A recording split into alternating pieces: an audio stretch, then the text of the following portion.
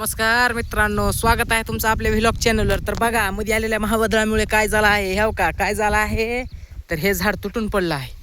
हेच नाही तर असे अनेक प्रकारचे झाडं आपल्या गावामध्ये तुटून पडले आहेत. आणि तुम्हाला याचा पूर्ण व्हिडिओ बघायचा असेल तर पूर्ण व्हिडिओ कंटिन्यू बघा.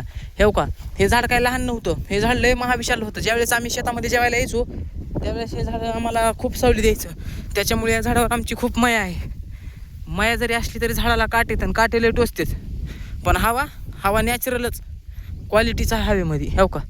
एवढं मोठं झाड आहे हो, काय करावं, कसं निसर्गाचा प्रकोप आहे बघा. हो का, सगळ्या बुडासहित उपटून पडले. हो का, याला का कोणी पाडलं नाही ना काही नाही. हो का, एवढं मस्त ह्याचं होतं, तुम्हाला काय सांगू मी. एवढी महिमा अपरंपार म्हणते तसं काम होतं या झाडाचं. आणि ते झाड आज बुडापासून उपटून पडले हो. आम्हाला अक्षरशः रडू आलं. हो का, हे 2 झाडं आहेत आमच्याकडे आता सध्या. हे आमचा ऊस आहे. हे ऊस लावून 5-7 महिने झाले. असं उपर ऊसाची कंडिशन आहे. हो का, हे झाड बघून आम्हाला अतिशय रडू येत आहे आता. कारण ह्याच झाडाला आम्हाला आता तोडावं लागत आहे. का तर हे झाड बघा, जोपर्यंत जिवंत आहे तोपर्यंत सावली दिली, उन्हापासून संरक्षण केलं, सगळं केलं, जेवायला बसायला सावली दिली.